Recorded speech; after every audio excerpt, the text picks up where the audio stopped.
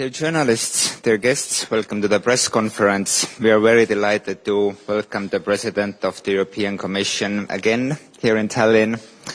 The Prime Minister Kaja Kallas and the President of the European Commission Ursula von der Leyen just concluded bilateral meeting and will deliver short remarks. After that, it is possible for media to ask questions. The press conference is held in English with simultaneous translation into Estonian. First, Prime Minister Kaja Kallas, the floor is yours.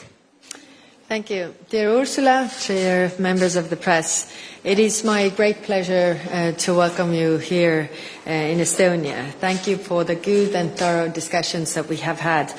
I'm glad that we will be opening the Tallinn Digital Summit shortly that will focus on how to build trusted connections and trusted partnerships and how to avoid new dependencies, a topic that has a greater urgency given the ongoing Russian aggression. The embodiment of the trusted connectivity concept that Estonia has introduced is the European Union's global gateway, something you, Ursula, personally have been leading. I'm also happy that I can take you to Narva today, right on the external border of the EU. There we will launch Estonia's Just Transition Plan that will help us to deliver green transition for the people of Ida-Virumaa. We will also visit the Narva border crossing point and the Grenholm Manufactory, a place where our histories or the histories of our families meet. You were last in Estonia a year ago, and since then a lot has changed. Most notably, Russia waging a full-scale war against sovereign European country, and that has an effect on all of us.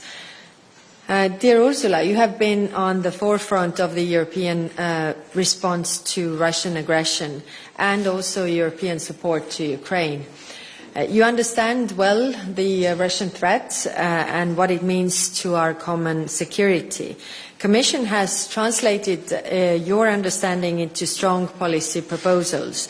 I thank you for the leadership in building and upholding the unity in the EU.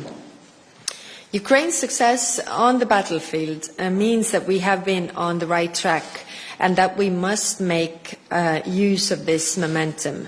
It must be translated into ever-increasing and stronger support to Ukrainian soldiers, economy and its people. We all must do more so that Ukraine can free its territories. This is the way towards peace. And as you have rightly said, this is the time for us to show resolve, not appeasement. The war is not far from over, therefore also economic isolation and pressure on Russia must continue. Sanctions aim to dry up its war machine. It is important that a compromise was found on our additional EU sanctions, containing also a price cap on Russian oil. Russia crimes, including crimes of aggression, crimes against humanity and possible genocide, cannot remain unpunished. Our focus needs to be on how to achieve accountability. Impunity cannot be an option. And we cannot forget about the Ukrainian war refugees. Ukrainian refugees, mostly women and children, already form about 4.4% of our population. Our message to the European Commission is that European solution is needed to assist those fleeing the war inside Ukraine, as well as to support the member states who are providing shelter and protection to a large number of Ukrainian refugees. I would also like to thank the Commission for the work they have been doing in this regard. Next to the conventional war that Russia is waging on Ukraine, there is also a hybrid war and the war on information going on. We must pay attention to the stability of our societies because Russia's long-term interest is to divide us, not among the European member states, but also within our societies. And this brings me to my final point, which is energy. Russia has demonstrated very clearly how energy can be used as a weapon. This means we need to ensure the energy security in Europe, and we need to work on different tracks.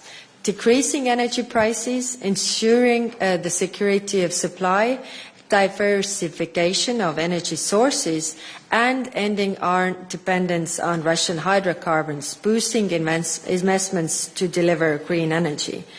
At the moment, the most time-sensitive issue is to find common solutions to reducing energy prices.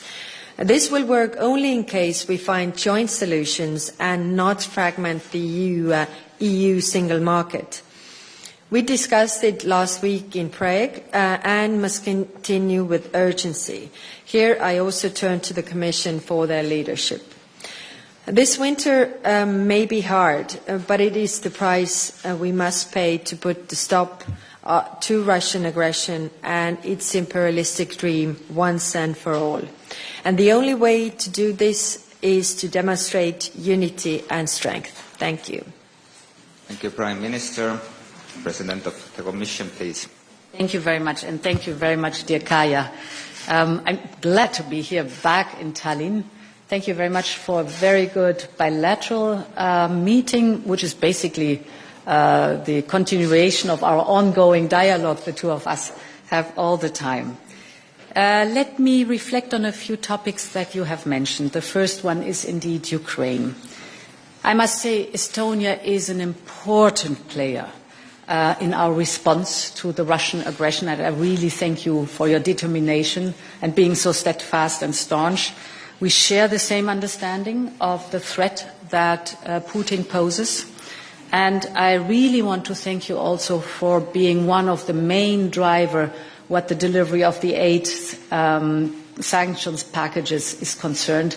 As you said, it always needs unity, but it also needs member states like Estonia who are driving the unity forward. These sanctions are biting. We see by now the effect on the Russian economy, and we will keep up the pressure to drain Putin's war chest.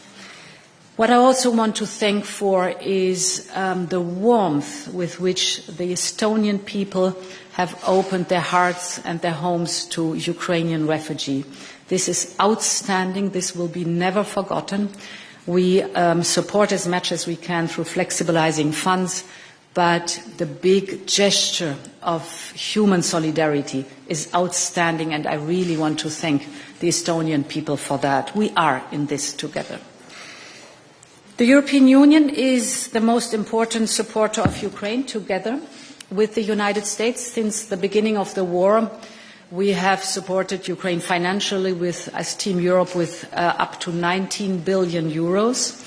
This is not including the military capability and equipment support, which is mostly bilateral between member states and Ukraine, but also supported by the European Peace Facility financially. We have been discussing not only what we have done, but also what has to be done. We have the goal that we will have a stable, predictable, and flexible funding for Ukraine in these difficult months of war. And of course, we will be looking at the short-time recovery, for example, now the winter coming up, how we can support Ukraine in repairing the schools for the school children or providing shelter. This is a European task on the European level to support Ukraine with the internally displaced people, and this has been one of the topics we have been discussing. Moreover, we addressed the need to be vigilant regarding our external borders and visa for Russian citizens. We need rigorous controls. We will be at the border. This is why the European Commission provided guidance to our member states to strengthen security checks. We need also to be vigilant regarding the protection of our critical infrastructure. What happened to Nord Stream 1 and 2 shows that we have to be prepared for these new types of threats. The Commission has developed a 5-point plan to enhance the resilience. We will present and discuss that at the Digital Summit. And we will soon be present then with recommendations for the Member States, how to implement that and how to make it happen on the ground. And then the second big topic was, of course, the topic of energy. We have to protect European citizens from Putin's war on energy. Putin is strongly manipulating the energy markets. It is because of Putin and his war that the energy prices are high, gas prices are high, electricity prices are high. That is the price he wants us to pay. And that is how he tried to divide us in vain. He has not been successful. He will not be successful. So we have taken many steps in the past already to address the skyrocketing prices. Just to give you a figure, we have been able not only to get rid of Russian coal overall, but also till the end of the year we will wind down Russian oil to 10% of what we initially had. And if you look at the gas supply, the biggest factor, at the beginning of the war, of all imported gas, Russia had 40%. Now we are down to 7.5% within 7 months. So these were enormous efforts done successfully, diverting away from Russian fossil fuels towards reliable suppliers and invest in renewable energies that give us independence. We have also been discussing together how we look at the gas market overall with the skyrocketing prices. And indeed, we will come forward as a Commission in the next 2 weeks with proposals to tame the energy prices and to tame the electricity prices. The aim is to reduce the price to a certain level without endangering security of supply. But as I've said, the best way beyond this immediate action to intervene in the market and to limit the electricity and energy prices, the best way over time to get rid of any kind of blackmail from Russia is to accelerate the clean transition in renewable energy. And I know that Estonia has everything it takes to achieve this transition, and the European Union is, of course, here to support you in this transition towards renewable energy, to give you not only independence, but also to do the right steps in case of our climate. Finally, we will travel to Narva this afternoon to launch the Just Transition Plan for the Ida-Viru region. This is an investment plan of 354 million euros from the European Union to support the region's industrial transition and change, and to ensure that nobody is left behind in that region. Russia's war has confirmed the need for trusted partnership and trusted connectivity. Indeed, as you said, the Global Gateway Strategy can help deliver this. So I'm very much looking forward to the Digital Summit, and thank you for the attention. Thank you. Now it's possible for me to ask questions. Please take your outlet you're representing, and please use microphone, and please also say to whom the question is addressed to. And first up is Estonian National Broadcaster, please. Thank you. Tarmo Maiberg from Estonian Broadcasting Company. Question to both of you. Do you support International Tribunal for war crimes in Ukraine? Because victims need some kind of, at least partially, justice. Thank you. Yes, we strongly support international tribunals for war crime. It has to be brought before the law.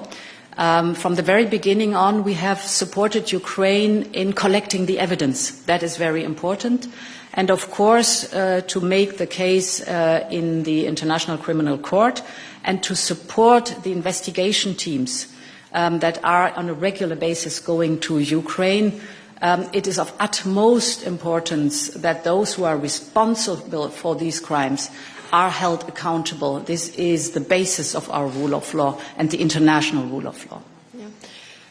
Yes, we were discussing that as well. There are crimes of war crimes, and then there are crimes of aggression. And for prosecuting the crimes of aggression, we need the International Tribunal. So the question is, which organization is putting up the International Tribunal? And I see that European Union could be the embodiment, and of course other countries can join, because this is something, the war crimes are crimes that are committed in Ukraine. The crimes of aggression are the crimes of really attacking another country. And therefore, I think European Union should have a leading role in putting together this international tribunal.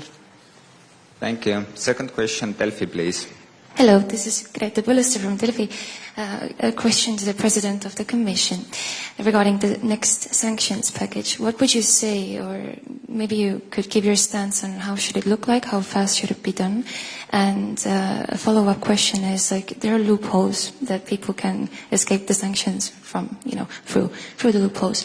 How would you say the EU has learned from the previous loopholes, and how will they be tackled in future? So we just issued and agreed on the 8th package of sanctions a few days ago. Therefore, it is important now to implement it and to create a track record. And what the loopholes and circumvention is concerned, overall, the sanctions are really biting. We see that in the Russian economy. It is absolutely going down the drain. And what we see is by now that our export bans are having a very severe impact on the economy. For example, slowing down any kind of production of high-tech products, having an effect on the military complex. That's exactly what we wanted. Production, for example, of automobiles has almost come to a standstill. So these are the topics that were expected from the sanctions.